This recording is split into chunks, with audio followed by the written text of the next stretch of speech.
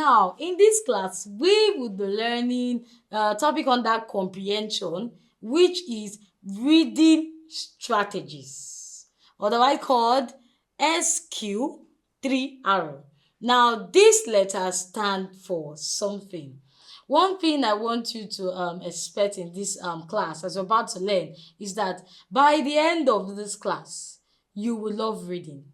One thing we all know as students is that we find reading to be very boring. Yes, most of us find reading to be very boring, especially when you are preparing for exams. You have no choice but to read, but you do not really like reading and being all serious and the likes. But in this class, we will learn the strategies that will make reading very interesting, easier, and faster. Now, like I said earlier, reading strategy is divided into five. We have the S, we have the Q, and we have the three R's. Now, the first one, we have the S. The S. S stands for survey. S stands for survey. Now, I'm sure you'll be wondering, okay, what does it mean to survey? Now, like I said earlier, these strategies, if you follow it up, it will make reading very interesting. And yes, it will help you whenever you are preparing for your exam, probably by the end of the term or in the subsequent classes. Now, survey. What does it mean to survey? How we survey a reading strategy? Survey is looking through the text. So if you are preparing for exams or you are reading a book or you've been given a book to read, the first thing you do that you do not know you are doing, which is actually a reading strategy, is survey. We do this a lot. We do this a lot as students. Now, survey is looking through the text carefully. So you look through the text, that is the book you've been given. Take for instance, you've been given the book of the title of the book is The 7 Wonders of the World. The 7 Wonders of the World. And your parent or your friend give you this book or gift you this book and said, I would love you to read the book. So the first thing you do is you take the book in your hands and you survey. Now, how do you survey? You first of all look at the cover, the front cover of the book. You take a look at the front cover of the book. Now, what do you look at the front cover? How do you survey in the front cover? You check the book, you check the headings of the book, that is the title of the book. Then you check the author of the book, okay. Then you look at, if there are pictures, you look at the pictures on the book. And then after looking at the pictures on the book, you probably turn the book to check the back cover. You look at it, okay, I kind of like this book, okay, 7 Wonders of the World. That is survey. You have done a survey on that text. Same thing goes to probably when you're reading a comprehension passage. So you are told to read a comprehension passage. The first thing you do is survey. The moment you open down class, you're told, okay, students, open your textbook to your English textbook to page 30, 31 and chapter this. Just open it, you get to see our comprehension passage for today. The first thing you do, you meant to open the open the passage to page 31. You first of all look at the heading, the title, okay. Then you look at the text. You just run through the text without reading it. You run through the text, okay, all right, okay, you're about to read, all right, I get it. The title of the book is The 7 Wonders of the World. Now, the next strategy is the Q. The Q stands for question. Question. So after you've surveyed, you've checked, you've looked through the text, you've checked the headings, you check the titles, check the author, you check the designs and everything, the text, just look through the text. The next thing you do, if you're reading your book, is to ask yourself questions. Majorly, the whole thing is to read and understand, and you can also probably tell someone about what you've read. Now, for you to have a proper understanding of what you're about to read or what you'll be seeing in the book, you have to ask yourself questions. Now, how do you ask yourself questions? Your question will come from your survey. That is, you looked at the book and you saw the heading, the title of the book. So you ask yourself, okay, what does this title mean? The seven wonders of the world. What am I expecting in this book? What are the wonders? What are the seven wonders of the world? And then you keep asking, okay, if there are seven wonders of the world, where is it located? So when you begin to ask yourself questions like that, you're practicing the second reading strategy under SQ3 R. So after asking yourself questions like that, what do you do next? You open the book. So the first arrow, because like I said earlier, we have three arrows. The first arrow is read. And one, read. Now it's time for you to read because you're now inquisitive. Okay, what's this book? Seven one. Okay, how about I open and get to see what is there? So you open the book and you start reading. Same thing goes to your comprehension passage. So after surveying and checking, probably it's talking about the boy lost in the market, and then okay, how did the boy got lost? What was the name of the boy? And then after asking yourself question, they said okay, it's time to read. Then everyone start reading the comprehension passage to get a better understanding and answers to their question. So it's time to read. Then you open your text and you start reading. After reading, and make sure you're reading slowly so you can be able to understand. Then after reading, what do you think is the next strategy? All right, the next strategy, which is the second arrow, is recite.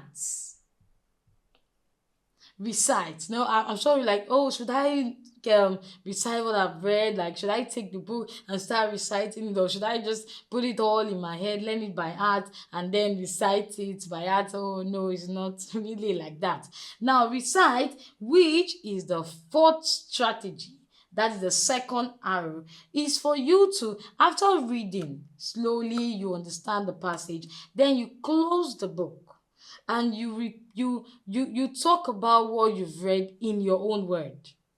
You talk about what you have read in your own word, not the exact words used in the book. So take for instance, you've read the books, the seven wonders of the world. So after reading the seven wonders of the world, then you close the book and you meet your friend who gave you the book or your parents, and you start telling them, oh, this is what I read in the book, the seven wonders of the world, this was located in this. And at that moment you are telling, or you're talking about the story or the text or the comprehension passage in your own word, in class, where your teacher tells you, okay, everybody close the textbook, now tell me, what did you read in the comprehension passage? And you get to see everybody raising their hands up. They want to say what they've read in the comprehension passage in their own word. What they are doing is the fourth reading strategy, which is what?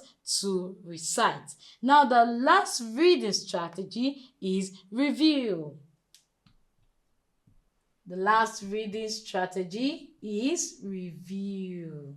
Now, after you've read and you can say this story in your own words, and the only way you can say or repeat what you've read in your own words is you having a proper understanding of what you have read. So after all this, the last is you review.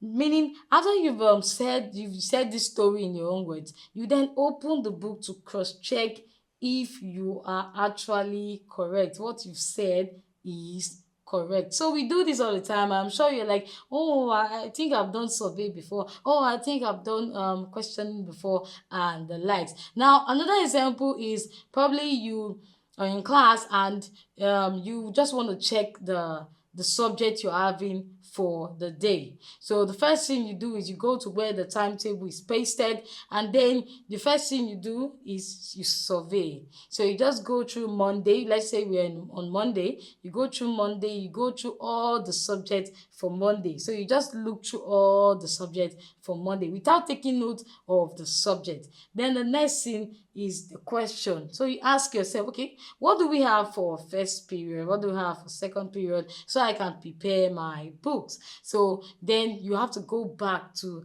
that timetable and check what you have for first period. So the moment you go back to check the timetable for what you have for first period, what you are doing is the third reading strategy, which is read.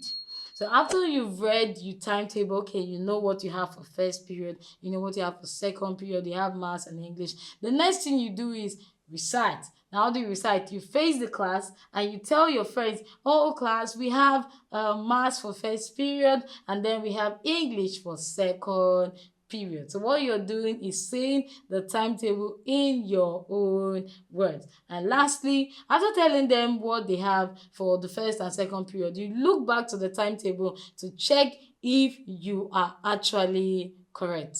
So this is you practicing the reading strategy. So this strategy will help you to pass exams, get better in reading comprehension, passage, or any test or storybook at all. Like I said earlier, reading strategy make reading very interesting and easy and very fast. Now, in today's class, we will be learning vocabulary development, words associated with members of the family. So one thing you should know is that vocabulary development make you learn new words and their usage and also meaning. But in this class, we would learn the words associated to members of the family. Now, let's start with the immediate family. Immediate family.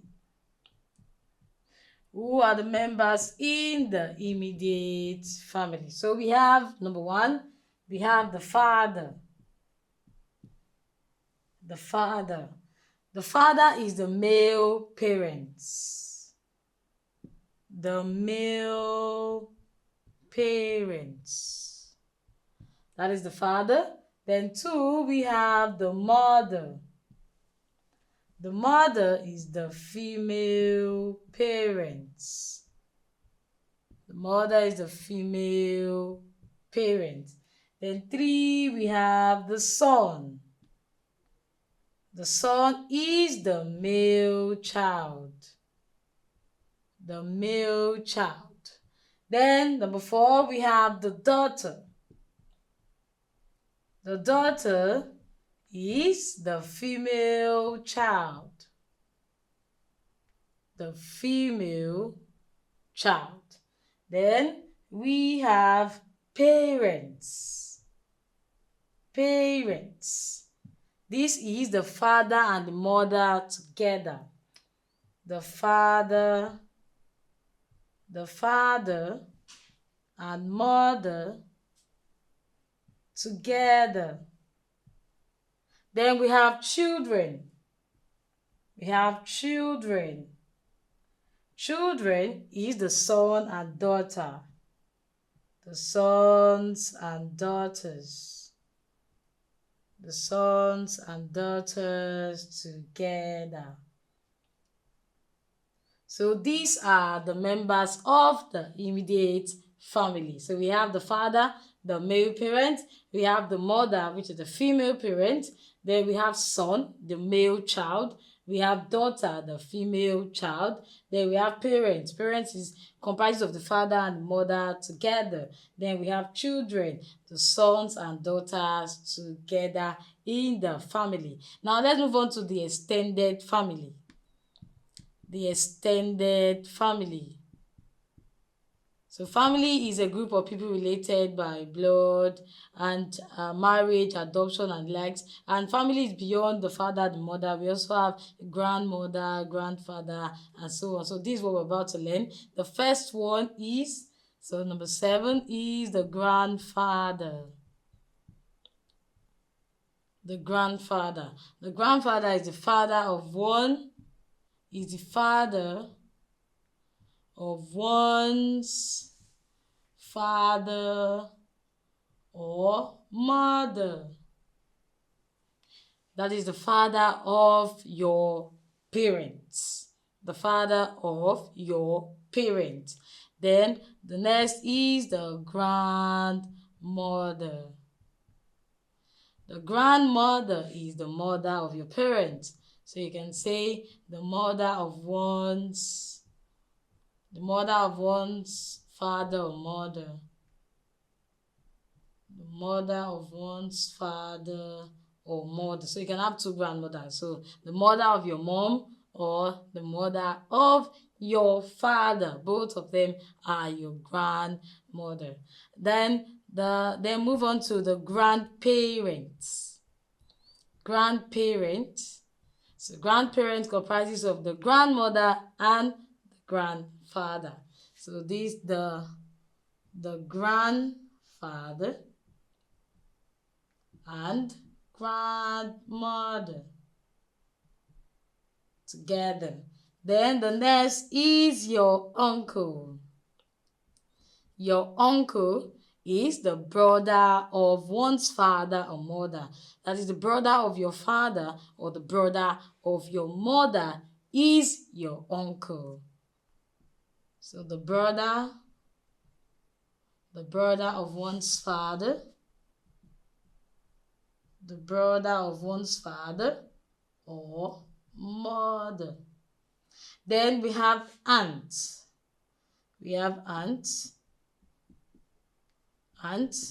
Aunt is the sister of one's father or mother. That is the sister of your father or the sister of your mother. So if your mother have a sister or your dad has a sister, both of them are your aunts. So the sister of one's father or mother. Then next up we have nephew. Nephew. So who is your nephew? So the nephew is the son of one's brother.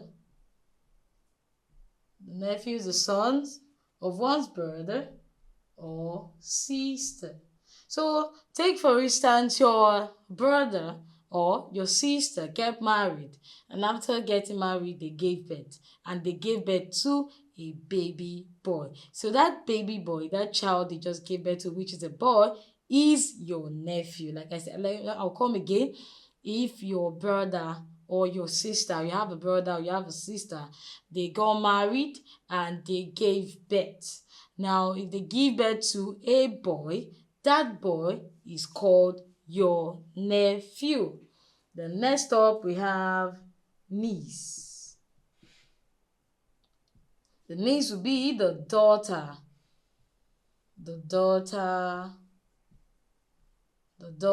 of one's brother,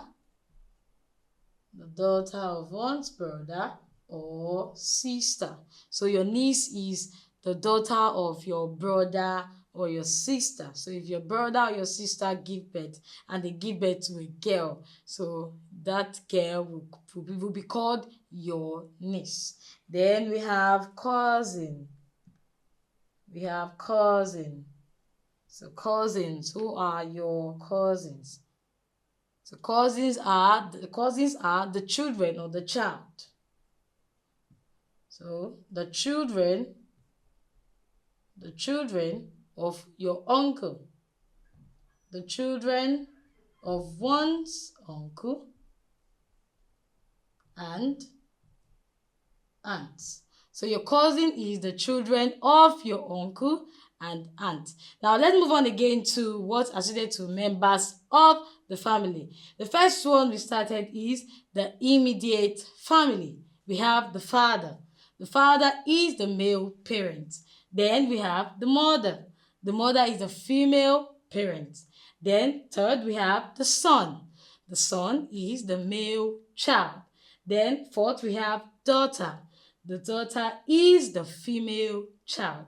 Then fifth, we have parents. The parent is the father and mother together. They are both called parents. Then sixth, we have children, the sons and daughters together. Then move on to the extended family, where we have the grandfather. The grandfather is the father of one's father or mother. That is the father of your parents. The father of your dad or the father of your mom is your grandfather. Then we'll move on to grandmother, same thing, the mother of one's father or mother.